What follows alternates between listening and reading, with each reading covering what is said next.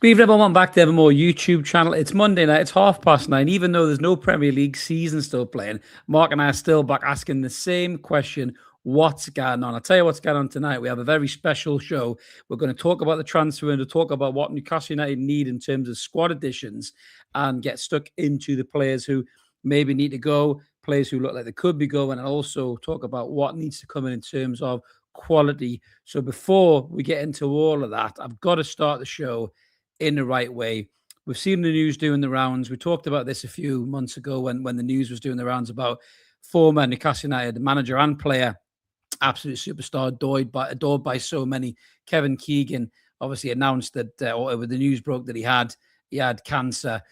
Keegan's actually been out at a public event in Newcastle doing a talking, and it's all hit the local media and the national media at the moment in terms of what Keegan said. He said he's got stage 4 cancer. Now, anyone who's went through cancer, Mark and I definitely have. Stage 4 is not the kind of words that you want to hear, and it's very sad news for Kevin and his family. And our thoughts go out to them, and we wish them nothing but strength and hope that something can happen that improves Kevin's condition. He's been very honest and charming and articulate about the whole thing, as you'd always expect from KK. But nobody likes this disease. It takes mothers, fathers, sisters, brothers, sons, daughters, and it even goes after kings like Kevin Keegan as well. But there's been some brilliant reactions from the fan base, some very, I suppose, distasteful stuff as well. Press, hiding these stories behind paywalls, and some discourse online between them and the supporters, which always is the case. But there's absolutely brilliant campaign going at the moment, and there's a petition doing the rounds. If you haven't signed it already, please, the link is in the description below. Click on and sign it. There's a petition doing the rounds. I saw this. Big shout out to the True Faith Crows in the Patreon group chat. I saw it there first. And a petition to rename the East Stand the Kevin Keegan Stand. I think it's already over 120 signatures, Mark, isn't it? I think at the moment, around about that. Last check was 116, I think it was. But yeah, it'll be one that it will steadily rise. Yeah, and I just hope everybody signs that. And I think that would be an unbelievable touch by Newcastle United to do that. This man definitely needs honoured anyway by the football club, regardless of his health conditions. But yeah, even more now so than ever. But I just wanted to start the show with that, Mark, because I felt that was only right. What's going on with you, mate?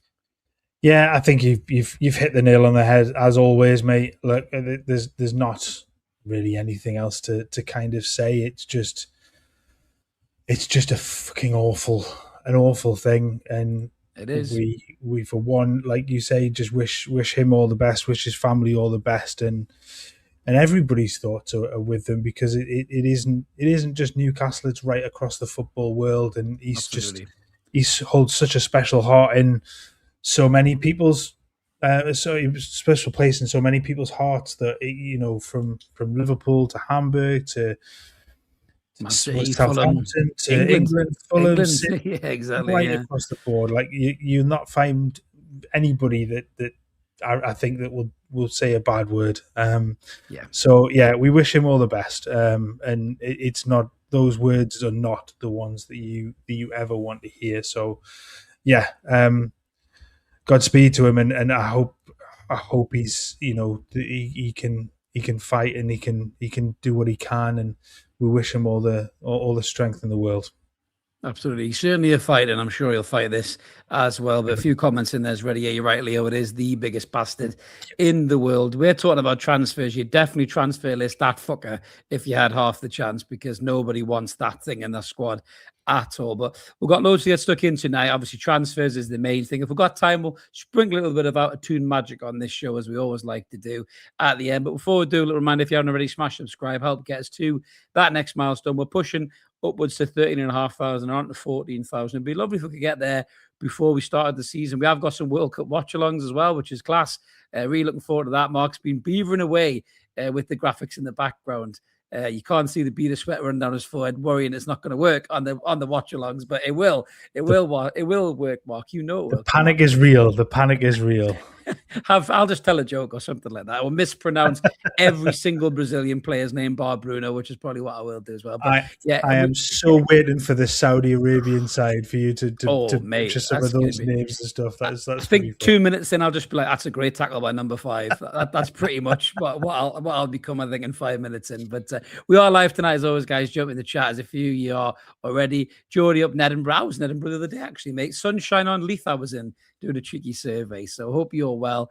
And also from Detroit, we've got Steve in the house as well. Good to see you guys. Always jump in the comments. Love that in the Monday night show. It really helps everything flow, and you guys get a bit out of it as well. I think get a kick out of it as well. So very, very, very happy to have you all there. But let's get stuck in then, Mark. So I mean, the first thing we kind of want to talk about, obviously, is we were thinking about this. We were weighing it up, and we were wondering whether to do a end of year review, mark players out of 10 and all that. And to be fair, it was Mark's idea, this, by the way. I'll give Mark a shout out for that. As Mark's idea, he said, well, why don't we do something like a transfer show where we talk about what we need? I thought it's a really good idea. A lot of other channels have done the kind of marking out of 10 and reviews, and they've done it really well. But this is something a bit different. And we thought, that's what we'll do. So, Mark's got the graphics in the background. And I think there's no better place to start, Mark, in terms of goalkeeper. Now, what we're going to do, guys, as we go along here, we're going to talk about the positions. We're going to start at the back and move away up the pitch. We're going to talk about the players that we have, players whose contracts are expiring, players who are already leaving the club. As we know, there's been a few announced already. And then just talk about what we probably need in terms of, do we need a transfer in that particular area of the pitch? And I think it's very safe to say, Mark, we need a transfer in the goalkeeping position, do we not? Because our keepers have been shite this season, pretty much all of them. Well, who have played, that is. Yes, I mean, as somebody who takes particular interest in the way that goalkeepers play, not just the fact that they might have left or out, contracts ending, that sort of thing. Yeah, new goalkeeper is, for me, is the absolute priority for this season. I don't. Do you want us to bring up the? Yes, you can. You can if you want, mate. You can bring that up. Bring up the team. Bring up the team. I thought we'd steal a march. I know Alex from Toon Review uses this an awful lot, but I thought I'd put all the players on a pitch and work through them. And I mean, the goalkeeping situation. The key for this is, if they're in black, the likelihood is we think they're staying. If they're in red, they've gone. Yellow is there are transfer rumours or doubts around their future. The blue ones are the youth players, and Fabian Schär alone marked in orange because he is out of contract this summer, but it looks like he will get a new deal or an extension for maybe another year. So that's that. Oh, you there, Mark? He's still with me, Chris? I'm with you. Can you hear me? Can you still hear me? I can hear you. There we go. It's like one of those. Can you hear me? I can hear you. Yeah, I can hear you. I can't tell which one of us is having little gremlins tonight. It might be you or me, possibly. But I mean, we'll start with obviously looking at the back. Then we'll start at the goalkeepers. Yeah. So obviously Nick Pope is in yellow there because his contract is expiring now. The danger is with Nick Pope for me. Just big shout out to Dan, by the way, who's gifted 5 of more memberships. Thank you, Dan. Appreciate that, buddy. Oh, legend. Nice one, mate. So Nick Pope, the problem for me with Nick Pope is when we signed Nick Pope was definitely an upgrade on Martin Dubravka in terms of he's a good sweeper keeper, good shot stopper. He was England international, and obviously had a bit of a spell with Burnley, and then they went down. Obviously, we signed Nick Pope, and he come in and he was definitely an improvement. You could see he had more kind of presence as a goalkeeper. He just seemed to give you a bit more confidence, but he's had a few injuries, Mark, hasn't he, over the years? The last 3 or 4 years as Nick Pope, and bad ones for keepers as well, shoulder injuries, and it seems to have hampered his reflexes. And there's obviously this big problem now when he comes out, rather than coming out and being kind of composed or making his decision early and booting the ball into the car park or whatever it is, he decides to come out screaming like a demented giraffe and either clothesline or rugby tackle the attacking player, which is not really a very good thing. He's had a couple of iffy moments, that red card against Liverpool that took him out of the Carabao Cup final a few years ago. And now when he comes out, he just looks utterly lost as a goalkeeper. Throw that in with his really, really poor distribution as a goalkeeper. In the modern day game, the goalkeeping position has changed massively. You need to be able to use your feet. You need to be able to start play. The defense have to be able to look back at you when they're drawing at other teams' towards him in terms of a press and then breaking that press.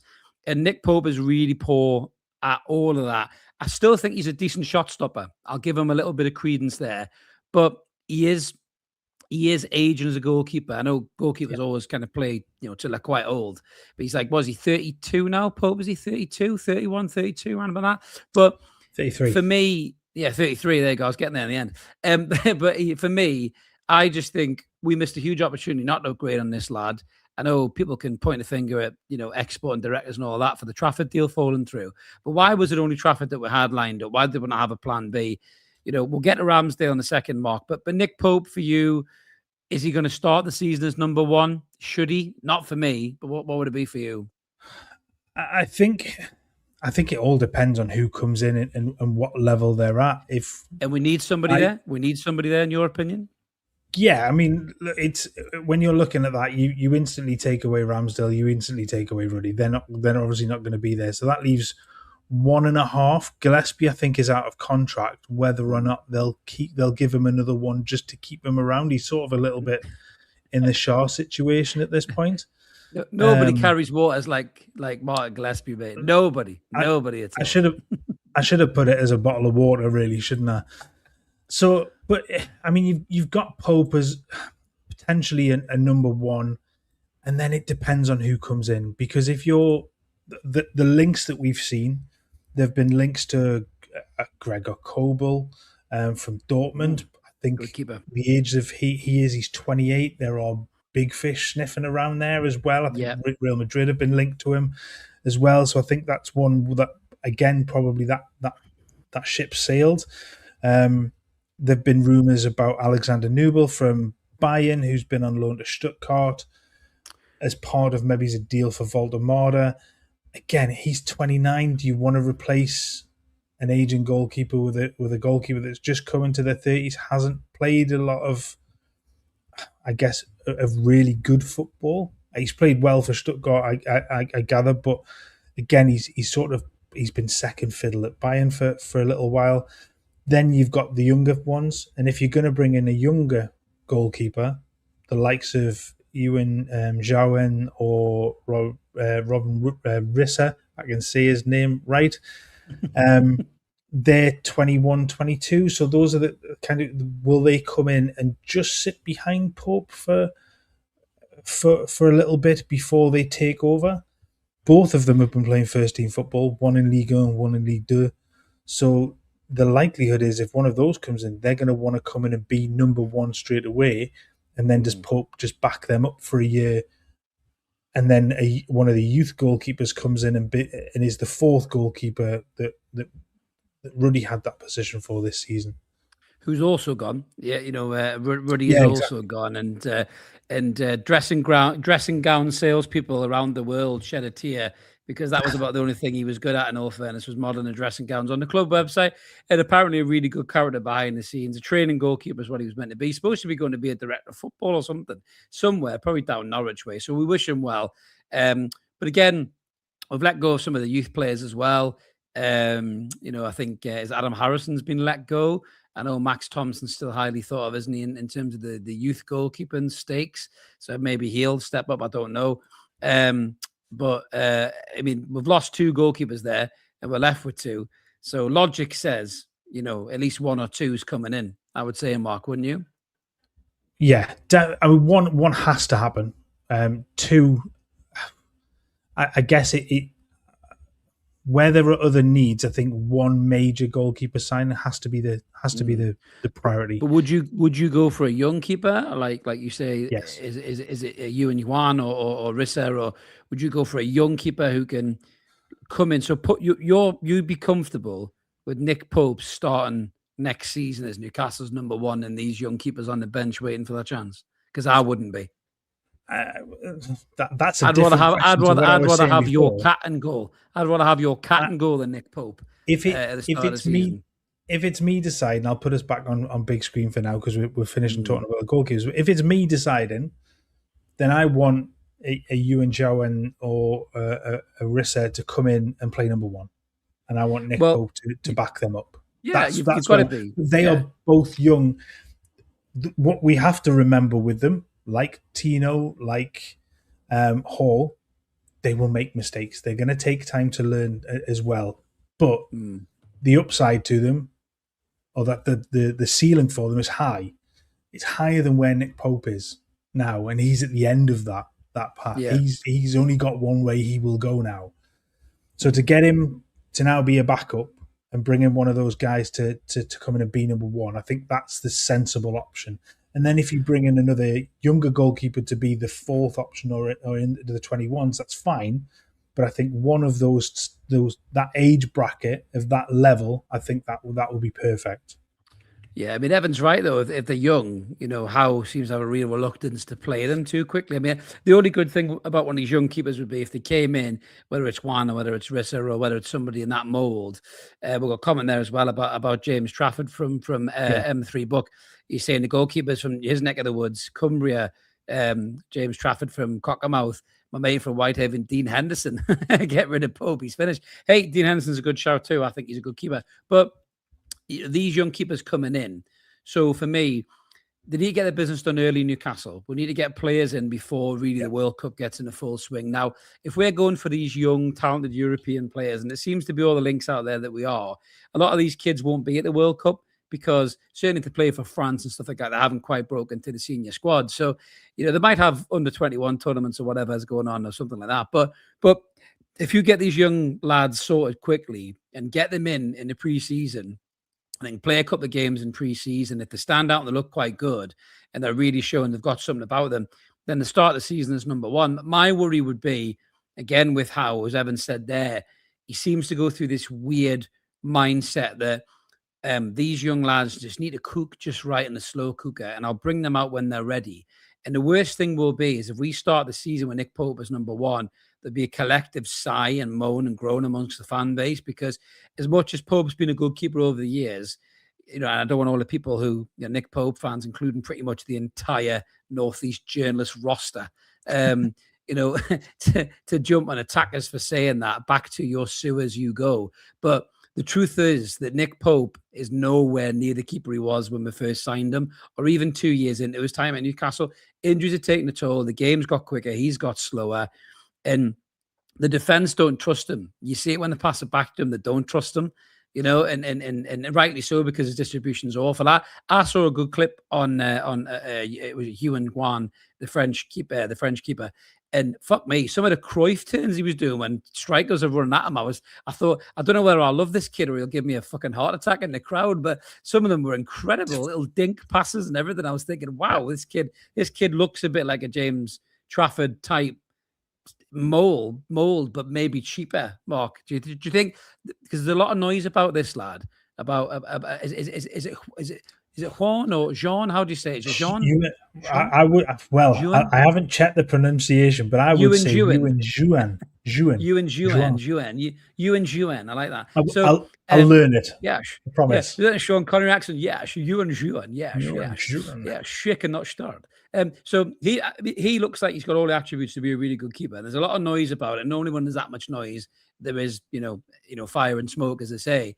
But, what I don't like about those noises, Real Madrid apparently are now interested in him. And you think, oh, my God, is it Groundhog Day again? And we're going back to the same old shit, where Newcastle get linked to a player, we all get excited, and then all of a sudden, one of the big boys come in and swoop, and there you go, once again. Apparently it's Evan Yowan. Evan Yowan. Well, there you go, mate. There you go. Evan Yowan. There you go. Evan Yowan.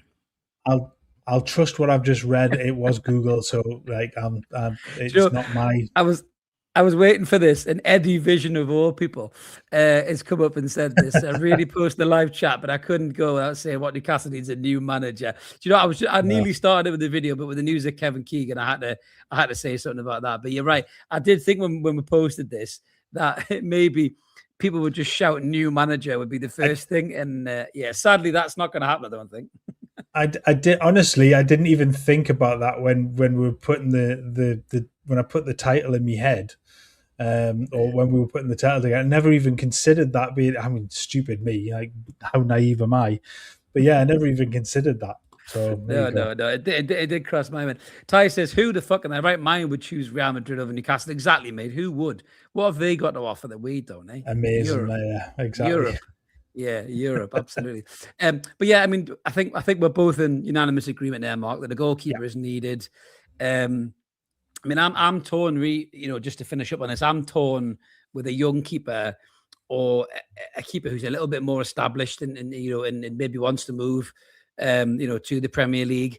But I get it, the higher ceilings, and it seems very much Newcastle going down this model of get the next superstar, get the next big thing. Who's looking for that step up into a bigger league.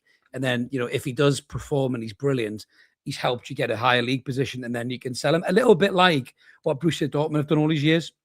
Get these great young raw talents, finely tune them and then sell them for big money and reinvest it. And that seems to be the way we're going, doesn't it? Yeah, and I think there's that realization of this is where Newcastle have to be in the pecking order at the moment. Probably right now, financially. They're not. Yeah.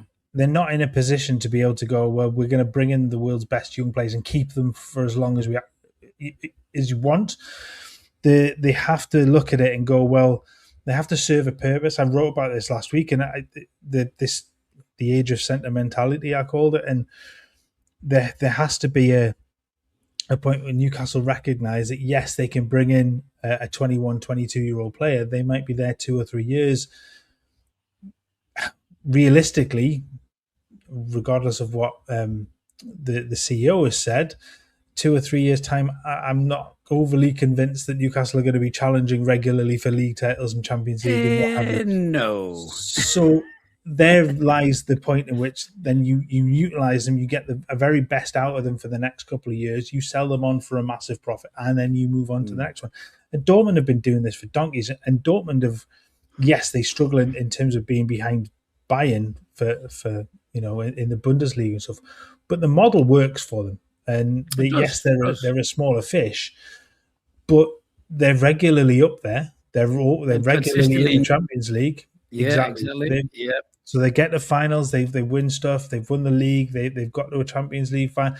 Look, they're kind of probably a good blueprint for where Newcastle need to kind of focus on their attention for now. Good comment. There's no point. There's no point in talking about these great young players if a manager doesn't want to play them. Well said, Zig. I agree with that. And that seems to go unnoticed with all these journalists having, these gushy little celebratory conversations about how Newcastle are going to go down this route. But you've got a manager who'd rather play a 34-year-old centre half at left back than a 19-year-old who's probably one of the best players of the season. Actually, didn't he get into the team of the year or something, or the young player of the year nominations? And he still got dropped for Danburn left back. Go figure. But let's pull the grid back up, Mark. We'll get into the defence, because the defence has obviously had a real shape change to it. We know Kieran Trippier has left, been a brilliant servant for the football club. Even in this last season, in all fairness, as much as his legs were going, I think Trippier really did just do the best that he could. And there were some games where his passing and his leadership and his talking and stuff was brilliant to sort the back four out, at a difficult time. The mind was willing, but the body just wouldn't keep up. And I think that's why we didn't see him towards the back end of the season. But a big miss and a big player and a big character to lose from the squad. Obviously, he's gone. Yeah. Emil Kraft was just one of those kind of always plug and play players where you could play in the FA Cup or the Carabao Cup early rounds. He'd do a good job for you right back or centre half, but injuries caught up on him. Obviously, Fabian Schär had a really bad injury. It's a funny season for Fabian Schär. There was times where he looked like he was kind of done. His legs were a bit gone. He was getting done for pace. Them 60-yard diags he was trying to hit weren't even getting off the ground. People were cutting out. And then he went through a bit of a resurgence where he come back in. He looked quite good again. And then he got injured at the worst time when he was just starting to look good again. So Fabian Schär is he 34 now or 33, Fabi? He's got to be up that age. Oh, yeah. You're testing. I'm going to have to look that one up because I can't remember. You have to look it up. He's still a handsome, suave motherfucker, regardless. He's 33. Still a handsome, suave motherfucker. But I'm not against the club giving Fabian Schär a new contract, Mark, because as we said before we came on, if you're going to try and sign a player to kind of challenge Malik Chow, there's two things with this, a good side and a bad side, and I'll get to both in a second. But just your take on this. So if you sign Fabian Schär on a contract extension, he's going to want to play a few games. He's not going to want to just sit on the bench every week. We've only got one game a week effectively, and then cup games in the mix. If you sign Fabian Schär on another year's deal, and he's 33, turning 34, and he is prone to injuries now, it's smart because you don't have to go and spend money in the market. Yeah. But is it good for these young players coming through from the under 23s, under 21s, who've signed for Newcastle at youth level, thinking, I've got a really good chance of getting into this team. This manager, likes to progress players. He's turned Gordon into England International and Lewis Hall and Team Livramento and all that. And they come and sign for us when they're maybe 16 or whatever. And this manager just won't give them a chance because he keeps giving older players contract extensions. If you were a young centre-half at Newcastle and you were playing brilliantly for the reserves and you see Fabian Schär getting another year's deal, you're thinking, waste my fucking time here. So there's two sides to this, good and bad. Yeah, I get that point. I also look at it as a realistic thing. Are any of them that are there good enough to step up into ready to step into the first team? And I think Fabian Schär will understand now, the age that he is, the injuries that he's had now, that he can't command game time as and when he wants. He will be playing second fiddle to Malik Chow. There are less games this season, so Chow won't be playing 700 games this season.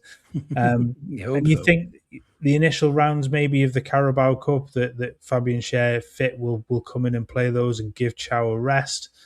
I think it's a sensible thing because you again you hit the nail on the head there. And if you're looking to replace Fabian Schär in the squad, that's going to cost X number of millions. I mean, even looking at a backup player in the likes of now of a Burn or something like that, you're talking 12, 15 million pound.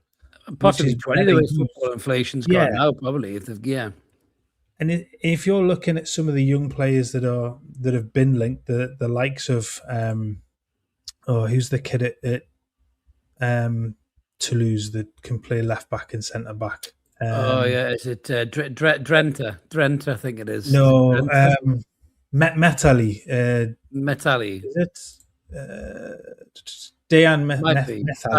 I knew there was a D in there somewhere. First name was a D. I think Josh Achimpong from Chelsea as well. I think is more linked in a swap deal with Bruno. Him and Delap. I mean, that'd be a shocking deal, mate. That'd be a shocking deal. Awful. Awful. But those are, if you're looking at those, again, they're going to cost 10, 15, 20 million quid. So as a season where there isn't European football to consider, is the sensible option to give Schär year, reinforce the positions that you need to now, and leave that one for next season where there's potentially more money in the coffers, that there's a better pool to choose from at that point. I think that makes sense in terms of just a little bit of money saving for this transfer window and this coming season. Yeah, absolutely. A couple of comments there. Ian saying it's a Tim's comment there, buying younger. Eddie doesn't play, and Evan says he hopes we see Song Soo get a chance. Yeah, but we'll get to him in a minute when we get to the midfield. Prozac has gifted 5 memberships. Thank you very much, mate. Really appreciate that. Very nice of you. Thank you. So yeah, I mean, looking at the kind of across the rest of the players, the ones who I think are going to stay. We'll run through them quickly. Lewis Hall, we fucking hope is going to stay. There's been a lot of links to him, from other clubs, and that seems to be the way. When a player plays really well, he's linked to loads of clubs. In terms of the transfer links, we've kept them in solid black as the club have been quite clear that he's not for sale, despite every single Man U channel out there saying that he's going to sign for them, and Talk Sport, which I'm convinced is just literally Manchester United radio at the minute, really, the amount of things they're throwing up on their social feeds about Manchester United targets. I think they linked you to them the other day, Mark. to produce their club channel. But you got Lewis Hall there, we hope is going to stay. Sven Botman, I think he's signed a new contract. He will stay. Malak Chow has been the best of the new signings. He will stay. Dan Burn, whether you like that or not, guys, will stay. I think Dan Burn's powers are definitely on the wane. I think if he wasn't from Blythe and he wasn't such a fucking lovable guy, I think the fan base would be saying, why is he in the team? He's going to the World Cup. Massive fucking credit to him for that. His story is something out of a football fairy tale, and it will be made into a movie one day, no doubt about it. And Dan Burn is a shining example to all these young kids who get released as young players that never give up, because you can come back, play for your hometown club and score the winner in a cup final and be adored by everybody, then go to the World Cup in your 30s. So it's a brilliant achievement by Dan Burn. I'm not trying to denigrate that in any possible way, but he's a centre-half, and a centre-half is all he is. Don't play him left-back anyhow. It doesn't work. Stop doing it. It's fucking stupid. You put pressure on yourself. You make the team weaker. You've got to sacrifice a midfielder to cover him. His legs are getting even worse as the years go on. He's getting slower as the seasons go by. Players are getting quicker. It's a terrible thing to put him there. Don't do it again. Dan Burn will be part of this squad, there's no doubt, next season. It could be his last season. We don't know, because I think his contract expires in 2027. Is it, Dan Burns? Yeah.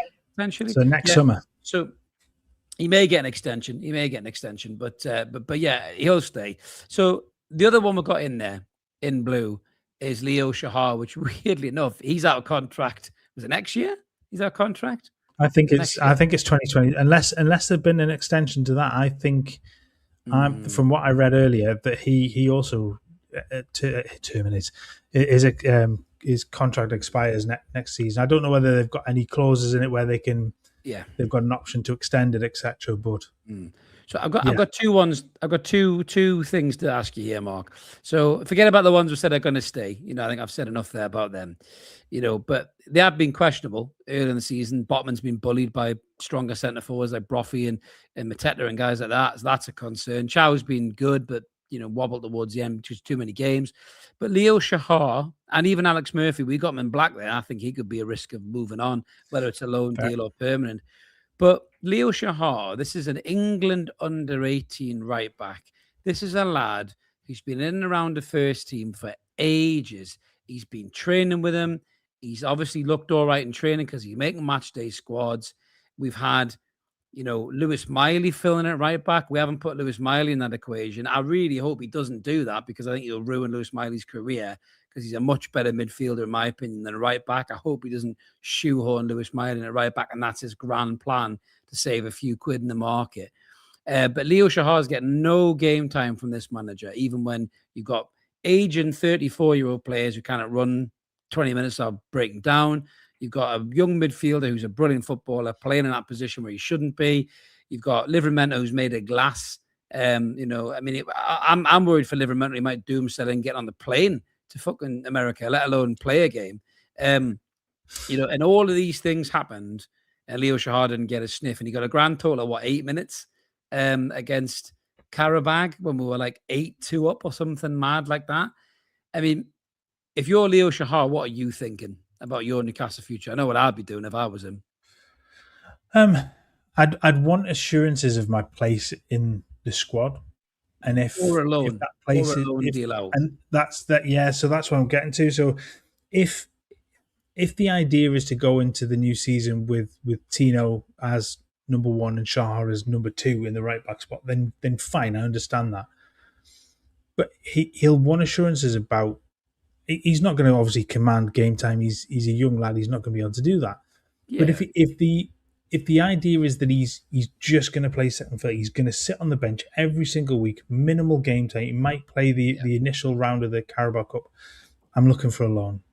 I'm looking to get game time. Or an old firm, one of the old firm or something like that. Play one of them games. Play European football. Get experience. He needs developed in the right place. And it may be that right place is Newcastle, and he'll come in, and we, like you said before, Tino's made of glass. Then he might get his opportunity, but that's an if, and he may spend the entire season sat in his arse doing absolutely nothing, and that's not any good for his development. I don't think so. There's that part of where do we see him do we see him move out on loan and go and get some experience and come back in a year's time with an extended contract and a better player for it? Well, hopefully, because the kid's got talent. There's no doubt about it. Yeah, There's a lot of rave absolutely. reviews about him at that level. Evan says he can't wait for me to get a whistle. Oh, it's coming, mate. Don't you worry. And he's been a member for 3 months as well. Cheers, Coming buddy. there from Andy as well. She's saying so sad about Kev. He lost his wife to this illness in 2020. I'm really sorry, Andy. Haven't been together since 1976. Only 17 days after the mate. That's fucking terrible. Man. That's rough. I hope you're doing okay, Andy. That's grim, man. Oh, That's I'm really sorry, man. grim. I'm really sorry, mate. It's an awful disease. It really, really is. If we could flick that away into the fucking ether, mate, believe you me, we definitely would do. Dreadful, mate. And I hope you're okay, as I say. Dominic, what a name. Dominic Thundersnatch. What a name, mate. What a name. Honestly, that's brilliant. He could have been a captain on Red Dwarf, couldn't he, next to Ace Rimmer? Our fullback situation is a worry. I hope he doesn't plan on using Miley there. Yeah, 100% with you, Dominic. If he puts Lewis Miley in at right back and ruins that kid's career, I'll be fucking raging. I really, really would. Leo says, I'm a bit worried about Miley's injuries, playing opposite. Yeah, probably is doing him in, Leo, because I think he's probably trying to cover more ground than he needs to. Put the kid in a position and keep him there. Me and Mark, we spoke about this. We'll get to Miley in a second, but we don't look after the ball well enough as a team, and Lewis Miley's excellent at that. So don't waste him at right back. Put him in midfield where it can make a difference. Yeah. But yeah, I think on defense, Mark, I totally agree with you with Leo Shahar. And I think Eddie Howe needs to make a decision on that. If he gets himself another fullback in, we've been linked to the Spanish lad from Celta Vigo, who's on a free transfer. He's been linked to everybody. He can play left back or right back. That's smart business. He's 27 years old, ex-Barca player. He's a decent player. There'll be other players we'll be linked to as well. Livramento, very unsure about whether he's staying or going. So yeah. Well, what's your gut take on Tino? Do you think we see Tino in Newcastle next season or not? Do you think we'll get one more season on because he's an injury worry for a City or an Arsenal? I think they might just hold on for a year and see what they get. Yeah. Remember, his contract is done at the end of the season after next. So his injury concerns, like Newcastle will command like a heavy fee for him. They have to, because he is in England international. When he plays, he is good. But his injury concerns are an issue for anybody. If you're going to drop 60 million on a fullback, like I want them playing. I'm sitting there wondering where they are. So I think in my head, I think he probably stays at least another year while the others keep an eye on him. If he stays fit all season, then move from next summer when there's only a year left on his contract and they can get him for a hell of a lot less than probably buying him now. But I think the other thing to look at, you were talking about some of the ones that were linked. We've seen, Aaron Wan-Bissaka, anyone? He's been linked in recent rumours. Do you know what? He's not a bad player, He's not a bad player. He's a very good one-on-one defender. As a backup right back, I think he'd be good, but not the main right back. I think as a backup player, I don't think he'd be too bad.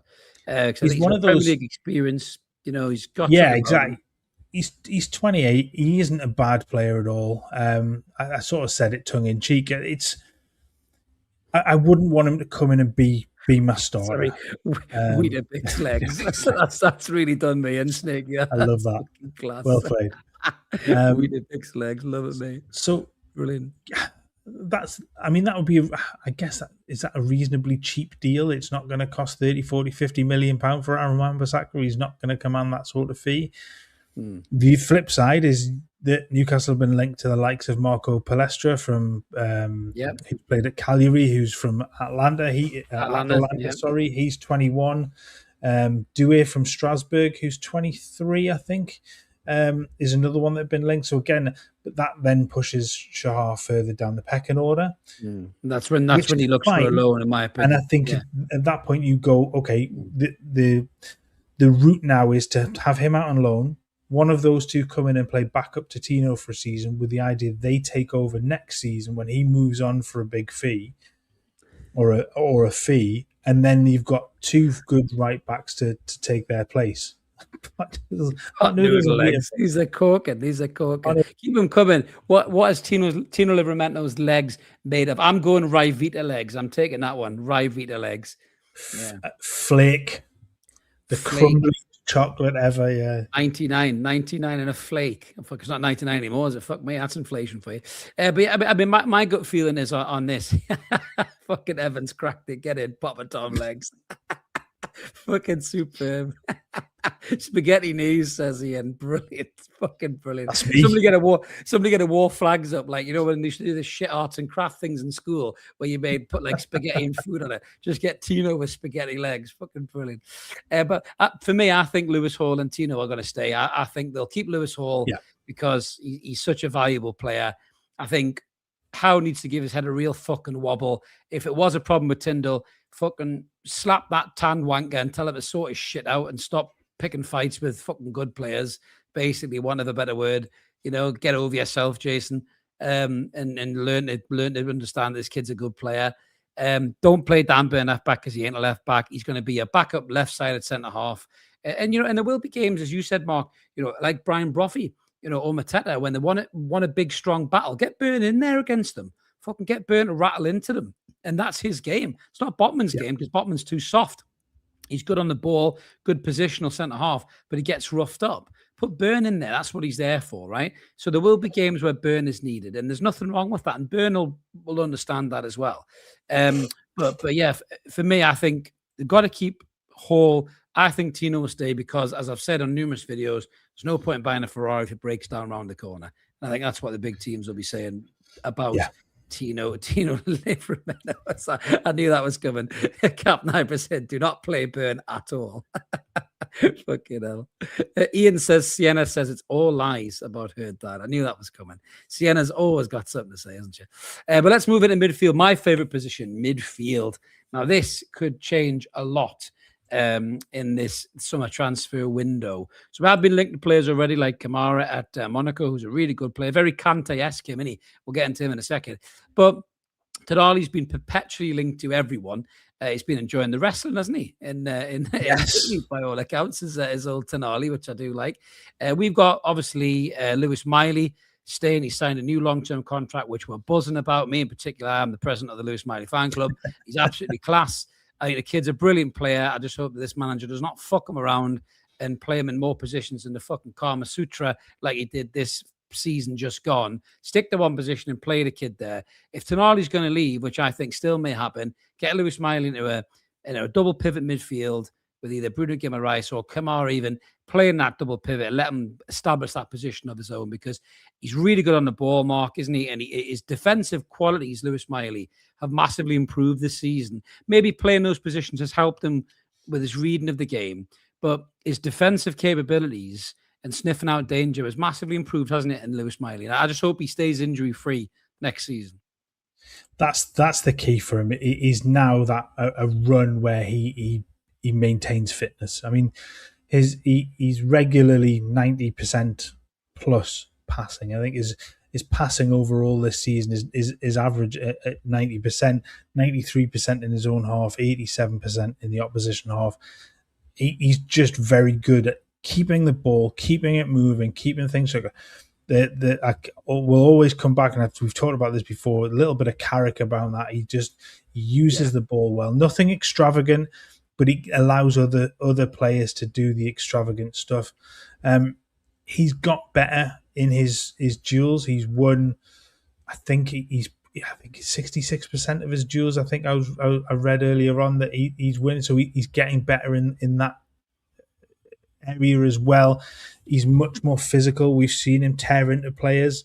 That ability is good, because sometimes you need to do that. You need to rough up the opposition midfielders. You need to put your stamp on a game, and that's a good sign. But the fitness thing is a key one for him. And like a year of him, if Tonali does move on, look, if it's me, I'm quite happy to sit there and play Bruno and Miley in that role, bringing in somebody like you said, Kamara before, to come in and play that sort of backup.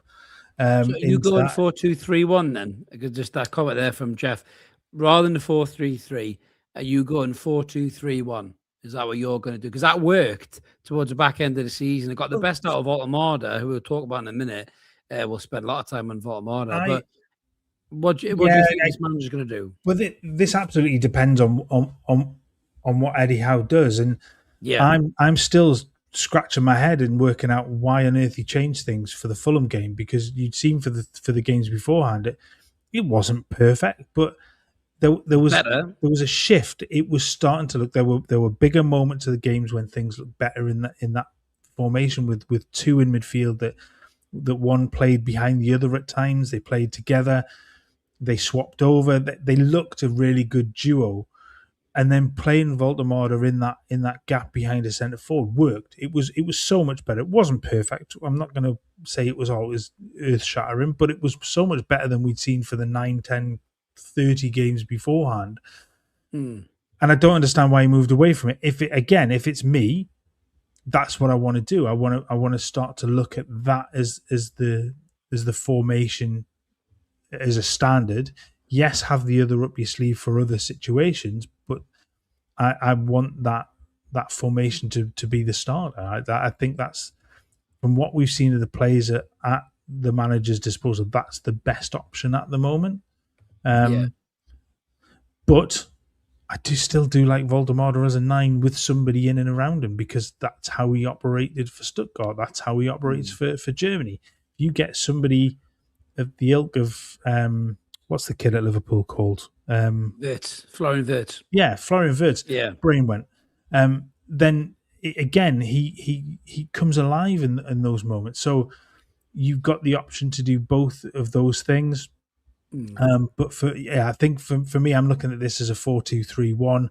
Whether or not we'll see that, I mean, we know he's tied to his 4-3-3 a lot of the time, but there needs to be a shift away from that as a standard. Yeah, 100%, 100%. I mean, to me, I'll get into Luke's comment in a second here. It'd be really interesting to see how Voltemada does in the World Cup with Germany playing to strengths. I've got a comment from Sean I've just highlighted there, which will come with the centre forward bit, about what Nagelsmann's been saying about Voltemada. But again, it all depends on how Howe wants to set up in the shape. But I like the double pivot, and I think Bruno and Miley would do really well. But Luke makes a good point there. Has Miley got the leg? Has Bruno got the legs to play in a 2? Sorry, has Bruno got the legs to play in a 2? Will he burn out quick? Trying to be the all-action midfielder. But I suppose it depends on who's in front of him, because if you get a playmaking player who Bruno can pop it off to, and then he can find those little pockets of space, then maybe he will have the legs to do it. But are you concerned about Bruno if he's in a double pivot with say Lewis Miley? I think it's a fair comment, and I do think that if you have somebody that comes in that can sit as that defensive style midfield, Kamara would be an ideal option in that regard. You mean like Elliot Anderson? Well, that would be an awful lot of money, but I mean, again, he's probably the most ideal to come and play in that role, because he frees Bruno up to just be Bruno further forward and not have to worry about getting backwards and forwards so much, because he's not Bruno's not box to box. No, he hasn't got the legs for it. Get Anderson back. Him and Lewis Miley become the Pedri and Gavi of the fucking Newcastle United team, and that's what we're talking about. Get that sorted, man. That's what should have happened in the first place. But going to the rest of the midfield then. I mean, Joe Linton's legs were going a lot, wasn't he, last season? He's in his 30s now. He's not as impactful as he used to be. Players don't seem as intimidated by Joe Linton as he used to be. They kind of play around him because they know he's not great on the ball. He loses the ball a lot. He's doing stupid fouls. Jacob Ramsey, for me, and I know on social media there's a bit of a buzz about Jacob Ramsey at the minute, about a couple of comments made about, which I'll not get into. But Jacob Ramsey, I think, started to show some real quality towards the kind of middle to back end of the season, and actually a little bit more aggression than I thought Jacob Ramsey actually had in his game. I thought he was excellent. Smashing into players, but pace, great on the ball. You think about that goal he set up for, was it Harvey Barnes with a through ball, or was it Willis Sula? He's got that ability to find that pass. He's got pace. You know, I think he's been unfairly in and out the team. Jacob Ramsey. I know Joe Linton probably will be here, but for me, I'm looking at those 4 in black there that are starting or staying for definite. And I'm thinking if it is a midfield 3 or 2 for me, I'm picking them out of Bruno Lewis-Miley and Jacob Ramsey. They're the ones I'm picking. Joe Linton for me is way down the pecking order. Am I being unfair? No, I think you're absolutely right. I think you'd look at it, wouldn't you? You would definitely look at it like that and go, well, you allow these two to there's a 3 if you're playing, move around how you want. They can drop into 2. You can play Ramsey a little bit further forward if you wanted to do that as well. But him and Bruno can rotate because Ramsey surely can sit in as well at times. So absolutely right, and he's shown that he can do it. It's weird watching him because he's never really played deep before at all. But there were moments this season where he did drop into that deeper role and look really tidy. And again, just he's taken a little bit of time to get used to a different side. He'd been at Villa his entire life. He's not very old, but he's been there for so long that he's going to take time to get used to his surroundings, get used to the other players around, get used to what the manager wants. So, but he has shown real signs. It was one of the reasons why you shot me down, but one of the sort of more highlights for the season because I think he started to show real promise in that side. Yeah. Not enough for me, but signs. Definitely fair. signs. That's fair. Yeah, I only shut you down because I was miserable as fuck about how crap the season was. I was shooting everybody down, maybe, to be honest with you. I was like Del Boy in that Clay Pigeon shooting episode where he pulls out the sawn off. That was me, mate. Shoot. So yeah, the other midfielder, talking about midfielders, could potentially be leaving. His contract has expired. I'm astounded that he's still here. I really, really am. And listen, the lad does have some attributes. He's pacey. He can carry the ball up the pitch, but he's too inconsistent. He goes missing when you need him. Injuries have taken a toll. When we first signed him, he was a goal-scoring midfielder that had an ability to arrive into a box and score a goal, kind of Frank Lampard-esque in many ways. Eddie Howe's coached that out of this kid to make him a more all-around athlete player. And Joe Willock, for me, should have been gone 3-4 windows ago when they could have got 20 odd million quid for him, cashed in. I'd have sold him, weird enough, the season we finished the Champions League where he was showing some quality. I'd have sold him then. I'd have cashed in on him and Longstaff. I'd have kept Anderson and I would have bought another midfielder personally, but that's just me. Obviously, that's not Eddie Howe. But Joe Willock for you, Mark, is he still got a part of playing the squad or do you think it's bye-bye time?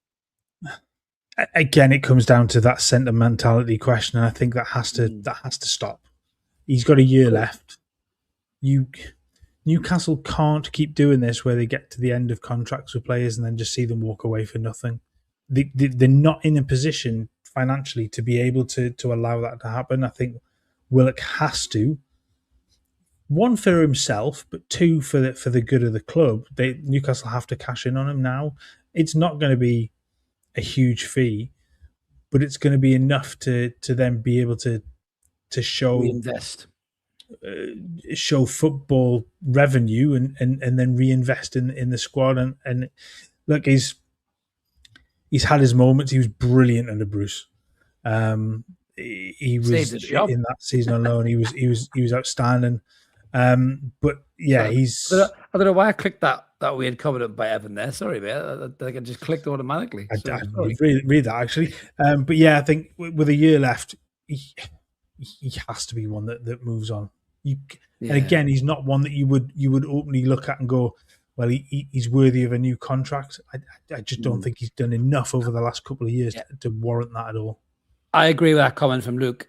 Eddie Howe gets a lot of praise for improving players like Longstaff and Almiron and Byrne and all that stuff. He's regressed Joe Willock. Really regressed Joe Willock. I mean, Ty's there saying Fulham are interested in him.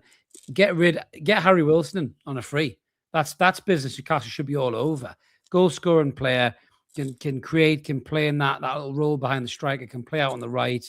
He'd be a brilliant signing for Newcastle. But these are the kind of signings I don't think we're going to go for. I hope I'm wrong, but I just don't think we're going to go for him. Maybe some of the midfielders can come in from the youth setup. You got Sam Alabi, he's obviously very highly rated There's a lot of talk about, is it young Rory Finneran as well, who's played for Republic of Ireland already as a number 6. He's supposed to be a really talented player. So maybe these are 2 players that Howe's thinking about. I know Savalawi's been in the squads in Europe and stuff. So maybe he's thinking Sella Joe Willock, one of these kids is good enough to be that extra midfielder. Then obviously we are linked to the likes of Camera as well, which seems to be quite a loud one, and that's been linked very early on. So I think there may be a bit of work that's been done already on that one. So yeah, I mean, for me, yeah, Joe Willock's race has run with Newcastle. I think, he's had times where he's been decent, but I just think, yeah, he's done. He doesn't offer enough, in my opinion. He really, really doesn't. But let's move into probably the most trickiest part of this squad, and that's up front. And this is an absolute nightmare, really, one of the better words. So Anthony Gordon has already gone adios to Barcelona, as we saw him doing his best Duolingo level 56 with his sharp suit on over in Spain. Massive loving by the club. I did my video. He left in the right way. Big respect for him for it. But I think the club have maybe gone a little bit too full on with it. I mean, honestly, the media that run the club are wetter than an otter's pocket on a fucking rainy day at times, the way they go on. Honestly, just like, it's okay to do a nice video now, but leave it. You don't need a 2, 3, 4, 5 videos, 7 fucking Instagram posts and all that. Days gone by, just, all right, move on. You know what I mean? But I haven't seen anything about the World Cup lads yet. I mean, obviously the squad hasn't flown out yet, potentially, so it might be that. But so going into the attacking positions, we'll start with the only player who's in black at the moment, and that's Will Asula. Now, when we started talking about Newcastle's season in pre-season, and we went to Celtic, me and you went to Celtic, which was not 70 quid a ticket, by the way. Some of the comments I got on that video was a bit crazy. They must be doing really well money-wise. But Will Asula in that game looked like a headless chicken. Loads of us said, nah, he's not going to make it. As the season went on, he's not going to make it. Nearly sold him to Frankfurt for 30 million. People thought it was daylight robbery. We were like, sell him now. And Chippers just told me England flown out today. Did Tino fall and twist his ankle on fucking departures? Did he, Chippers? So Will Asula has really improved towards the back end of the season, Mark, where everyone else has failed. He's improved towards the end of the season. Done really, really well. I think he's done enough to probably stay around the squad, but as the backup centre forward stroke backup right winger, I don't want to see him starting games, because for me, this is a position where I think we do need to sign somebody. We'll get into fucking Whistler in a minute and Voltemada. But I think we need to sign somebody in this position and Elanga. Fuck me. This is like the Raggy Dolls, isn't it? It's like the usual suspects lineup of shit signings. This, you could have them up against the wall. Fucking give me the keys. So Will Asula, Mark, has improved massively. Would you keep him, or would you move him on? I think if there's a good fee, then yes, I think there's a point in which you go, actually, all right, that it maybe is a worthwhile move to move on. But he's shown flashes. He's not. The frustrating thing, I think, with Will Asula is he's 22. He's nearly 23. He's got plenty of time ahead of him. I get that. He hasn't played an awful lot or done an awful lot that you would really hope or expect to see right the way through. The most goals he's got in one season is this Premier League season, where he's got 7. Now he's got those at a good lick, because it's 7 goals in 820 minutes worth of football. So he's done, like, when he's come in at the end of the season, he's done really, really well. He's never really set the world alight anywhere else. He's scored the odd goal, few goals here and there, but not done an awful lot. Bizarrely, he's looked better for the Danish under-21s at times. He looks like a real prospect there, or has done. Record there, isn't he, as well? Yeah. Yeah. So there's definitely a player in there, and I think the way that he's ended the season, I think you'd look at and go, he's good enough to stay in that squad as backup to a 9, backup for the right hand side, because he can play down there. He is tricky. I'm not sure he knows what he's doing 90% of the time, but he's tricky enough that he'll cause problems, and especially coming off the bench. Oh, he'd I be a think nightmare. he would cause genuine problems. He would generally be a nightmare coming off the bench. Well, let's move on to our favourite German, Nick Voltemada. So Sean put his comment on earlier.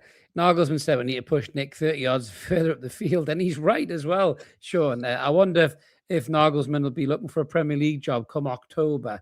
Give us a shout. Do you like Bridges, Julian?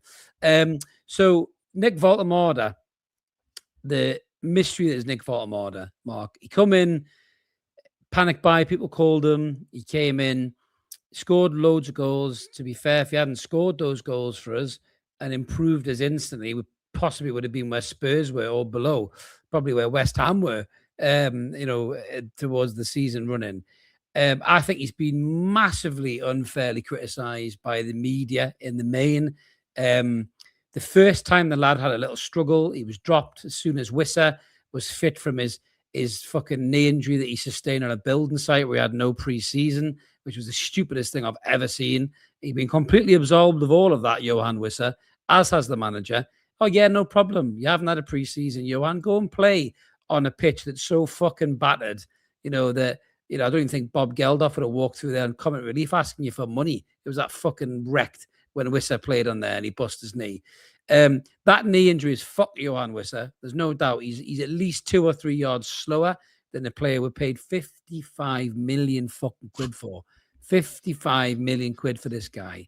Or was it 50? I can't remember if he's 50 and Elanga's 55. What I know is collectively the two of them are a waste of fucking money is what I know. And they've been dog shit, right? Doesn't matter how positive you are and how much Kool-Aid you've swigged, these two have been crap all season. But Nick Voltemada, I think because we've kept this manager, Mark, I don't think we keep Nick Voltemada. That might sound controversial.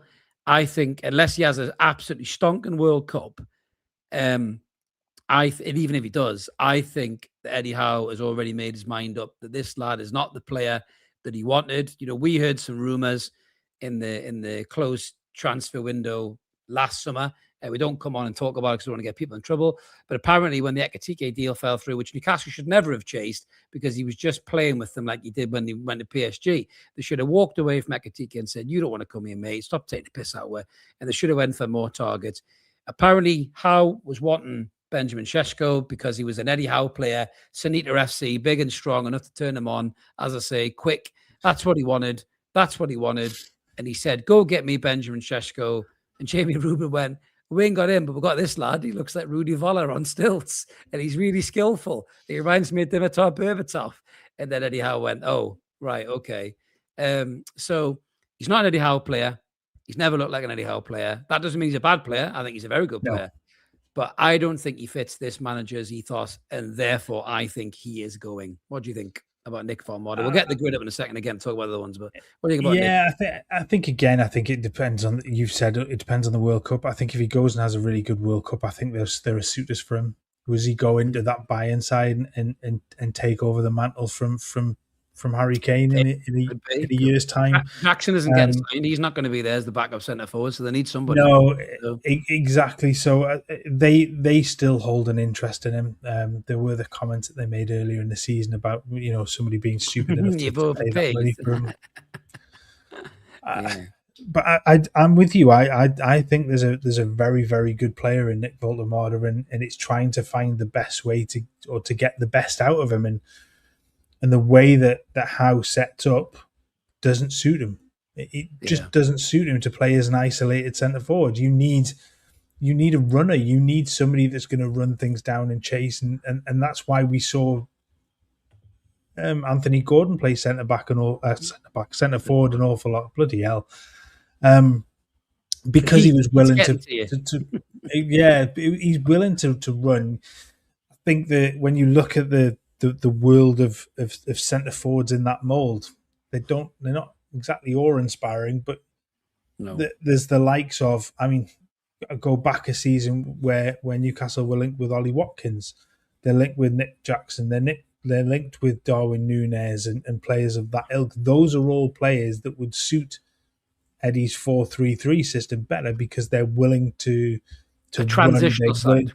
They're willing to play that lone striker where they will run. They'll run in behind. They'll continue to run and chase and press. That's that's what it's been. If he's going to continue that, Nick Voltemara can't stay.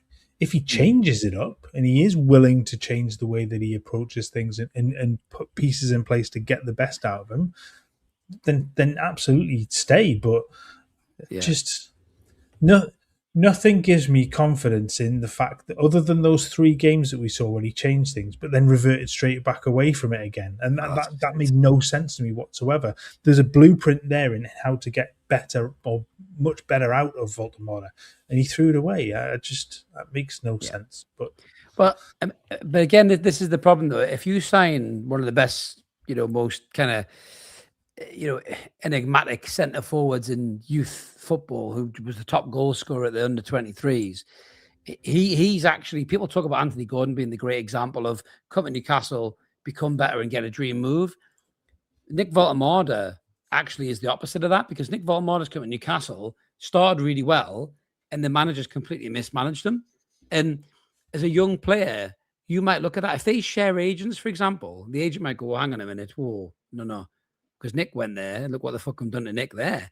And Nagelsmann's making comments about getting him fit up the pitch. Yeah. And the weird thing is, and I wouldn't put it past Nagelsmann for this because he's a very clever manager. I think Nagelsmann will get the best out of Voltemara.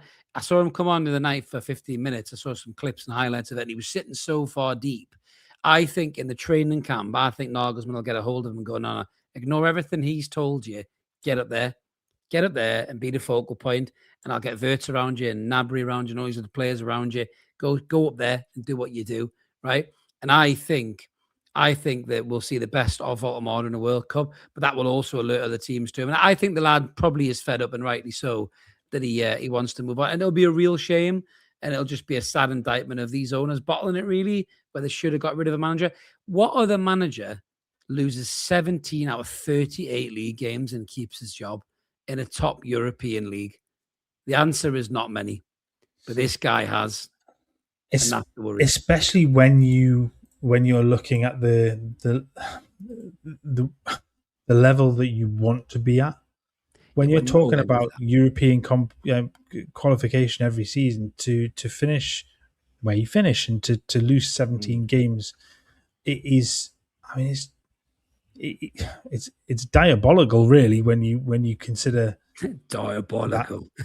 You went a butcher from the boys there, man. Diabolical. You've also then look at what's happened elsewhere. What have Liverpool just done? Liverpool have just fired their manager. The same manager that won them a league a year ago and got them qualification into the Champions League. Barely, but they've still got qualification at the Champions League. I mean, I almost tend to agree that I think the owners have just gone, for better or worse, they've bottled it a little bit and gone. Bottled it. Well, we'll see how things go and praying to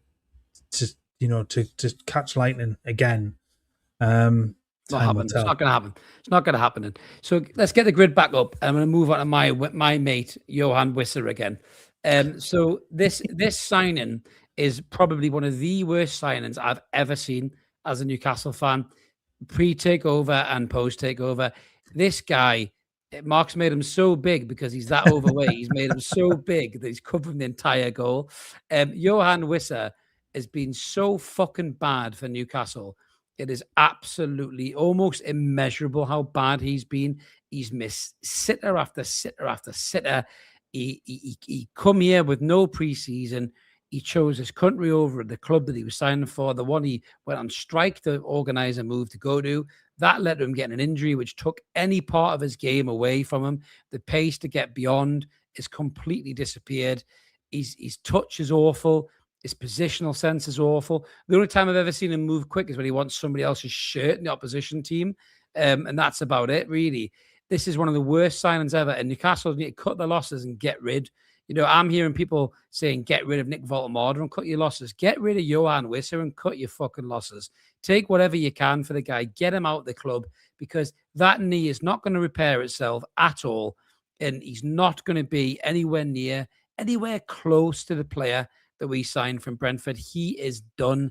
That knee injury has done him, and we have bought an absolute pup, and he needs to get shifted out. This is the worst signing that the PIF have made since the takeover, without a shadow of a doubt. An awful, awful signing. and I just want him out of the club. Sell him to whoever will fucking take him. Even send him on loan somewhere. Get him off the books and get him out of the club. And I'd rather see Sean Neve, who's in blue there. I'd rather see Sean Neve as a backup centre forward. At least the kid's got a bit of energy, bit of movement. You know, he's scoring goals for the reserve, some nice, tidy finishes too. Even if we don't sign a centre forward, get Johan Visser out of this club and get that number 9 off the back of his fucking shirt, mate. That's what I'm saying about that. Agree, Mark, or disagree? I've seen comments around that, you know, with, and actually there's one there, I think from Dean. I think he said, I think Wisser could come through after pre-season. No chance, Dean. Sorry, mate. He's busted. He is fucked, mate. Honestly, I don't think he also doesn't have the tools around him that he had at Brentford, and again, we've seen an awful lot about the types of goals that he scored at Brentford. Mm-hmm. He's not going to get those chances at Newcastle. The Newcastle don't create those chances with the players that are there at the moment. So I don't think we see anything near the level that he had in those couple of seasons at Brentford. If I agree with that, there is a way, by the way, the recruitment has cost us in progression. I think the recruitment's so bad last summer that the manager has to take onus for that, and he won't because they'll just give him a free pass. I think it's if there's a way to get any money out of him, then 20 million, get rid. Take the money and run. 20 million. The problem with it is you're taking a loss. It's going to have to, Matt. Because bad signing. And that for me would suggest that he wouldn't go anywhere because they can't afford to take a hit on him because there will be no profit. They wouldn't even break even on him for this season because a year off his contract, if it's 50 million, 5 years, he's still got 40 million on the books. So you're not going to get 40 million for him. So anything is a loss. And it just... Is Sanusi gone now? Sanusi's gone as well now. Is that another player they've released? Christ almighty. Wow. Getting rid of all the young players. But Wisser, I don't think he'll get close to being the player that he was just over a year ago. And that's the best exit strategy. Offload him to the Saudis. They can fucking take him. Get him off to the Saudi league. You might actually score 10 or 12 goals over there. As such as the poor standard of that league. But he's terrible. If I see Johan Wisser on the bench for Newcastle next season, offering absolutely nothing when he comes on, and it's nothing. He barely touches the ball, Mark. The game just passes him by. It's so fucking bad. And I get what Dean's saying there, and I've heard a few other people saying it as well. I would love to be wrong. You know, anyone who has a moan about me saying this kid's shit and he needs to be sold, I'd love to be wrong. I'd love to come on one of these shows next season where Johan was to start the season on like a house on fire. He's banging in goals, and I'm saying, hey, do you know what? I was totally wrong. Totally wrong. I've had it happen before. I said it with Joe Linton. I said Joe Linton was rubbish and he'd never be a Premier League footballer. I was going to hold my arse. And look what he did. He completely transformed it, right? And players can do that. Well, Asula's done that a little bit, right? But Johan Wisser, that knee injury for me, Mark, is worse than the club are letting on. And I think he's done. I think he's absolutely done. And that is really, really concerning. It would be a big worry if that is the case. But it's another. Go back to last season. It's another signer from last summer that just hasn't. When you want to bring players in that have got Premier League experience, you want to hit the ground running. They're just not, and he just hasn't been good enough. Yeah. I don't think he will be. Yeah, that's a lovely segue to the everlasting wheel of shite that is this front line. Talking about Premier League proven, Anthony Elanga. What on earth is Anthony Elanga? What is he? What does he do? Who is he? Is he an Olympic sprinter who won a football contract and a fucking cereal box prize or something? Because they've watched this kid for 2 years. He cannot control a ball. He cannot cross a ball. He cannot pass a ball. He's weak as piss, and he offers absolutely no impact whatsoever. He scored 2 goals against Barcelona. I think he was just trying to stop himself from falling over. and they just went in the bottom of the net. I think that's what it was. But he's such a bad footballer, and we blew 50-odd million quid. Oh, but Evan says he's wrong, by the way. Zanussi isn't gone. But Elanga is so poor, and this just hasn't worked for him, right? And all these people are going, I really hope it works well for him. I did, right? But it gets to the point when you go, do you know what? This kid is not good enough for where Newcastle want to be. There's rumours that Forest want to take him back. Fuck me, I'll drive him down. Honestly, I'll drive him down to Nottingham. I won't even ask you to buy us some crisps from the fucking WH Smiths on the way down. I'll buy them for you, Anthony, just to get your ass back to Nottingham. Honestly, get out of this club. You're awful, mate. And that is a terrible sign. And that's another example as to why this manager shouldn't be given the reins to sign players. If that's a player who's tracked for 2 years and this is the impact that he's got, that him and Wissa alone sum up Newcastle's transfer market, mate. They really do. Yeah. Awful. 3 goals and 1 assist in 49 games. Awful. Awful, man. I mean, there's defenders with better stats than that. Games, but there's defenders with better stats than that. I think when it comes down, you talked about Forest wanting him back. I think he suits Forest because of the way that they play. Them chippers. You've got Doritos. I know where you work, mate. You've got access to Doritos. Sorry, Mark. You stalking people that watch out. I know where Chippers works, mate. Me and Chippers are part of the same hood, mate. We're part of the same hood. Fair enough. Yeah. Look, Elanga suits them better because of the way that they play. They play from deep and they play on the break and they play in the transition. Yeah. It doesn't suit being higher up the field where in a different way. A little bit like St. Maximin. When Maxi was better, when Newcastle, in a different way, and hear me out. When Newcastle Maximin was talented and Elanga's shit, is that your different way? You're trying to describe there was that. Yeah. There is that, but they were far better when the team sat deeper and played quickly on the break. Yeah. Maxi played against the likes of Man City. He was exceptional because he was able to run in behind a high defensive lineup because they were pushed up. In the same way, Elanga tortured Newcastle a couple of years ago because Newcastle pushed up and got in behind. Hang on. I can't let you get past with that one, right? He tortured Newcastle because of who was playing left back. That's why he tortured Newcastle. But because of the way that they were positioned higher up the pitch. Now, you play with a Newcastle side that plays further up the pitch. He hasn't got that room to operate in. He's not good enough to take a yard and whip across it. He hasn't got that ability. He needs to run in behind with space to operate in, and he just doesn't get that. He doesn't suit the way that Newcastle operate. It's a mad signing. I agree. I agree, George. He is. I get what you're trying to say, Mark. I get what you're trying to say. The thing with Maxi, right? Maxi is one of them, enigmatic players that you can't ask to track back, but Eddie Howe didn't see that. He wanted Maxi to track back, and that's why Maxi didn't give the impact that he had under Bruce, because Bruce didn't care. Bruce said, do whatever you want, Alan, fucking just win us the game, right? Because he was that kind of a player. Same as Hatton Ben Arfa was that kind of a player. Same as, in some ways, James Maddison's that type of player, that Howe can't have players like that because he wants them to track back and be, militant and disciplined and all that. And I get that, right? But the problem is when you ask players to run back and forth, you burn them out, you get injuries. And that's exactly what happens to Eddie Howe's teams week after week, season after season. And when Europe's on the cards, because he has no other way how to play, he burns players out. Even young players like Lewis Miley, he's burning out because he's playing them too much, too hard, too strong, too fast. There's no time to just relax, get your foot in the ball, knock a few passes together, tire the other team out, and then try and pick them off. And that's where a player like St. Maximin, you're right, Mark, excels.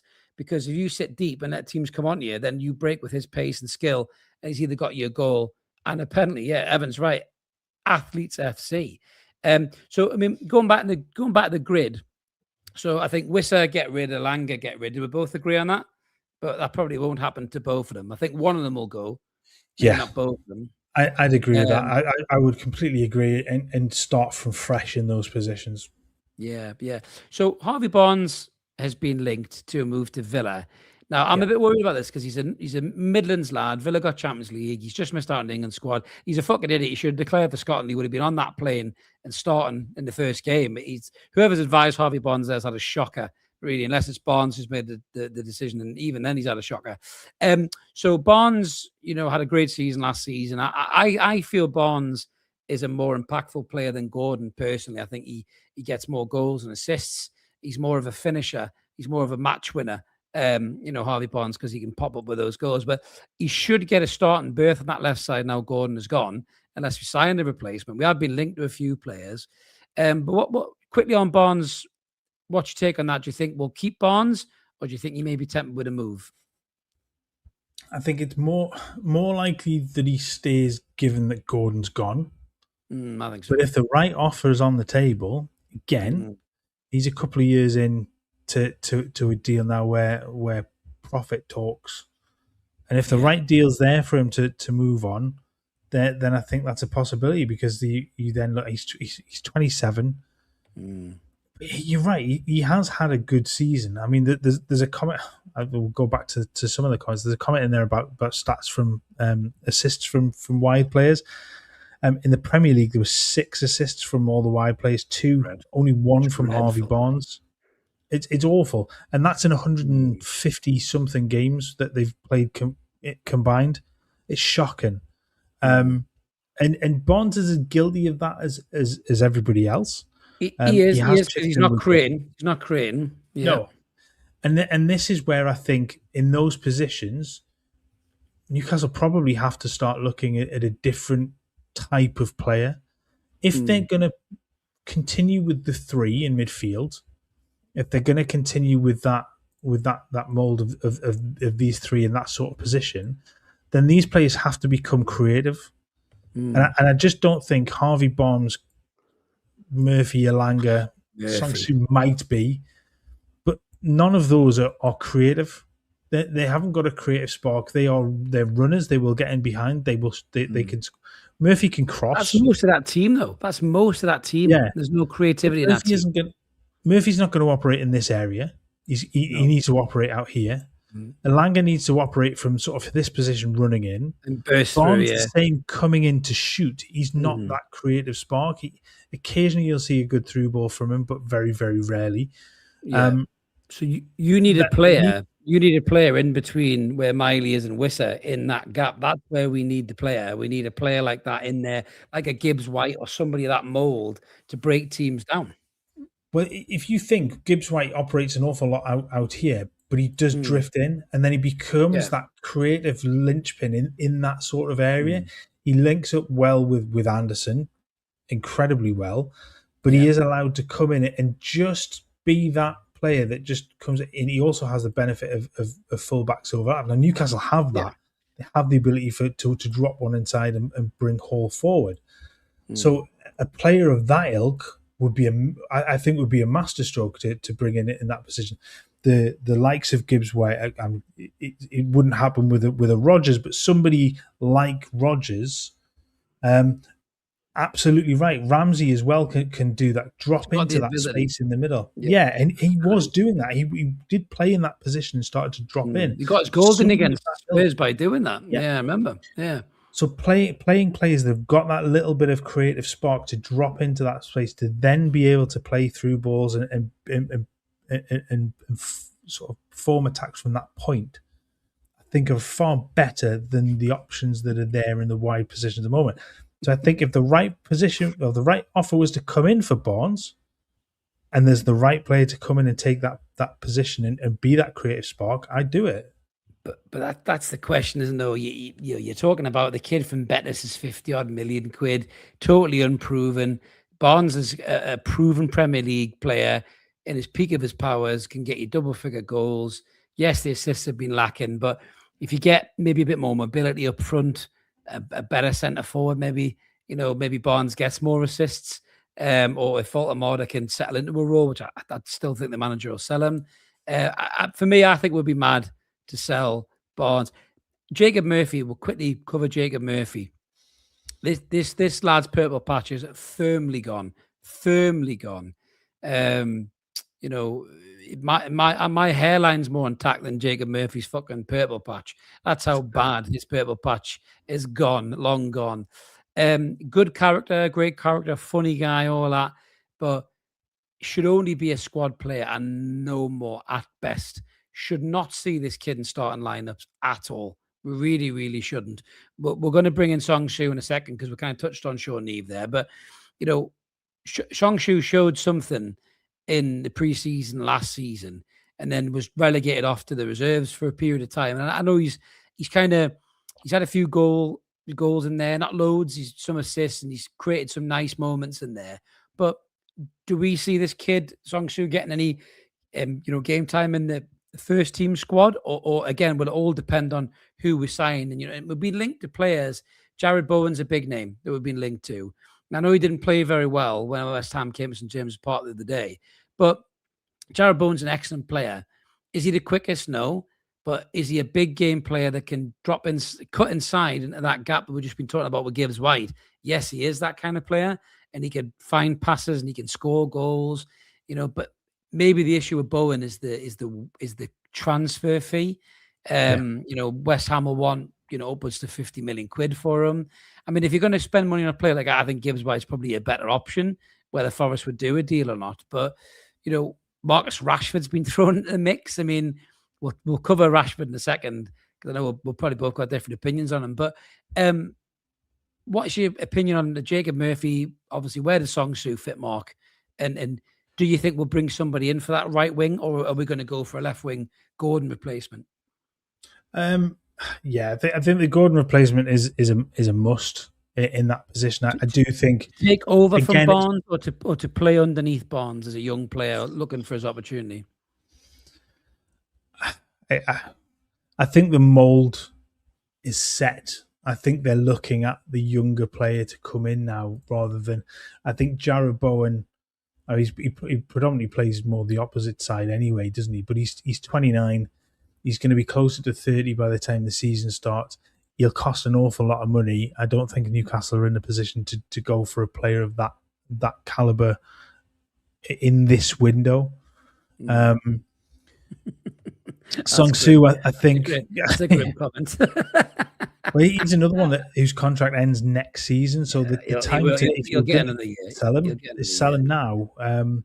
But I think Song Soo's another one will depend on who comes in. Again, you probably the likelihood to see to go out and get a season on loan somewhere and go and it's finding the right loan and not allowing what's happened with others where they've just gone and either not played or not played in the right positions, or because that's been a problem with the younger players that have gone elsewhere. So, but yeah, I think depending on who comes in that position, if the right offer comes in for Barnes, I think Newcastle might look to sell him and replace both of those players.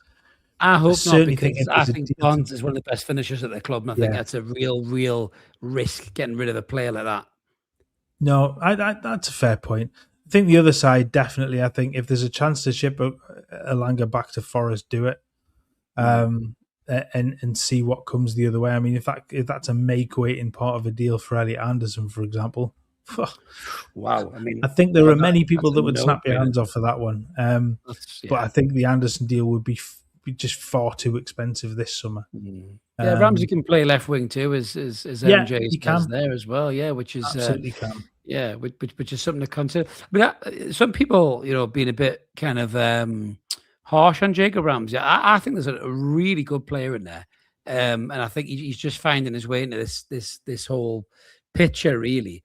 But I tell you what, Mark, looking at that team there and talking about what we've just talked about, it's actually quite concerning how much is needed in this squad in many ways. And then you hear the manager say in press conferences that you don't want to make wholesale changes. Now, hypothetically, if you're going to keep Sandro Tonali in this squad, let's just put a couple of permutations in here, right?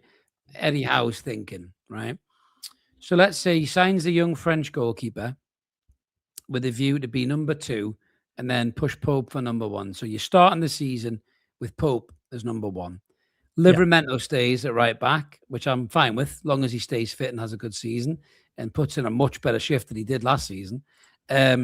Malik Chow and Sven Botman at centre half is not the end of the world. No.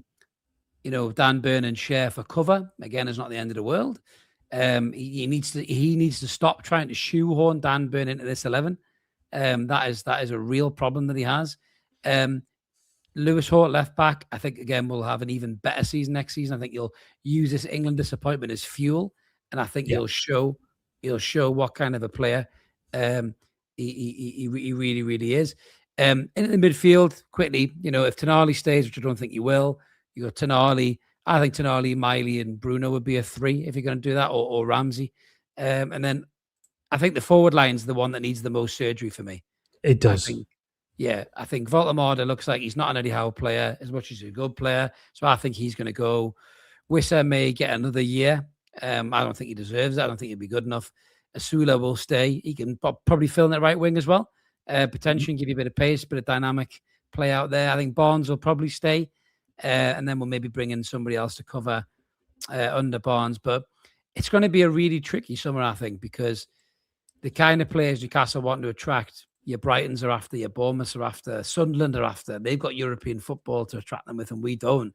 You know, so there's going to have to be a really big sell job on these young players to convince them that Newcastle United is the place for them to be, Mark, isn't it? So I think that's a good way to wrap up, I think, today, guys. We'll be going a lot longer than we thought. We knew we would. No room for out.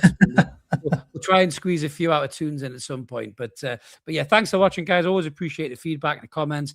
As you know, as you guys have said as well, it's a very, very tricky summer window for Newcastle to negotiate. But we'll be right across it, trying to cover as many transfer links as we can. We are doing watch songs for the World Cup too, so we'll be keeping an eye on the likes of Voltemade and some of the transfer linked players as well, who are also being linked to us in the summer window, and see how they do in some of their fixtures for their countries. But thanks for watching, guys. Remember to like, subscribe, hype the video, keep it ever more. We'll be back with some more content soon. We're going to have the World Cup show next Monday, aren't we, Mark? And there'll probably be some opinions and thoughts of the days coming up, because there'll be a lot of things going on with Newcastle, I'm sure, over the coming days. But thanks for watching, guys. Have a cracking evening, morning, afternoon, wherever you are in the world, and we'll see you later. Cheers, guys. Take care.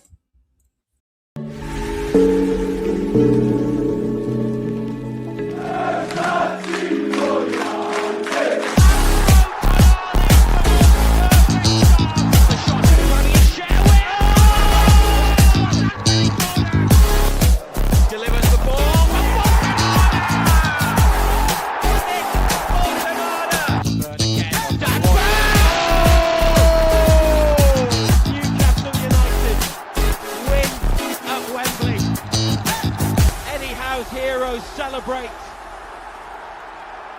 They have done it.